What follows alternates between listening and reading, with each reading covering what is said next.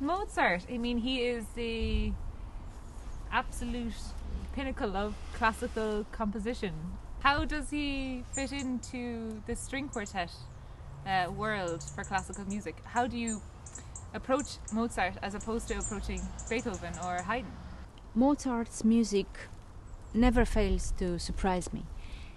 For me, his music is full of melodic invention, originality, immense imagination, and virtuosity, a lot of virtuosity. When I listen to Mozart's music, you think you find yourself with this wonderful simplicity, and yet it is the most sophisticated music ever written. His music is very simple in a way, very simple when you see the music on the paper, when you see the music. But when you have to put it together, it becomes so challenging. And I think, to me, it is to do with the sound. I think even in the most dramatic moments of Mozart music, the sound needs to stay refined. It is never like in Beethoven's case, for example, or later composers. So sound should always be perfect. Unfortunately for many of us performers. As a viola player, Mozart is even more important, or even closer, because he used to play the viola also.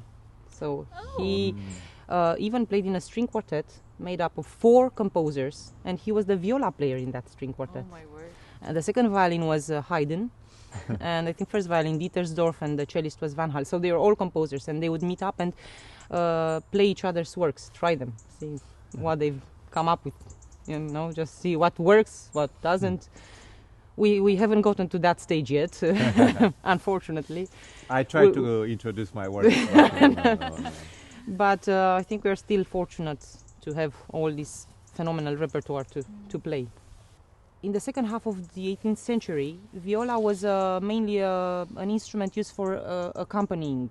He gave equal role to the viola. That was quite revolutionary for the time. Nobody expected. It was really daring to give the viola the same importance as the violin. It's the same with the cello in a way, and I don't know if this is the fact that his last 3 works, Prussian, were dedicated to the King of Prussia, who was a cellist. So obviously, he was forced to deliver a little bit more tunes and melodies, but it's fantastic. And as I said, the same very challenging tunes. And he must have been very good, the King of Prussia, if he was able to play. Or he wanted to make a full of. I think it's a string quartet that is very democratically composed. There are these themes traveling around inside the 4 voices. It is a joy to perform, a challenge to perform. So I think it is a jam in the string quartet repertoire. With a few special solos from Adrian. Always. Always.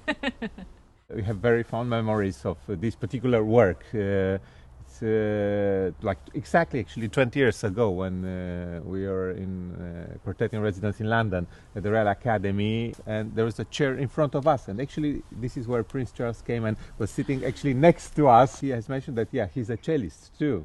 Not as good as the King of Prussia, obviously, but that's something which always stayed with us. And each time we play this, I picture this Prince Charles sitting next to us, and then the next image, like imaginary image, having King of Prussia and Mozart's quartet playing in front of him. Well, that's such a special memory.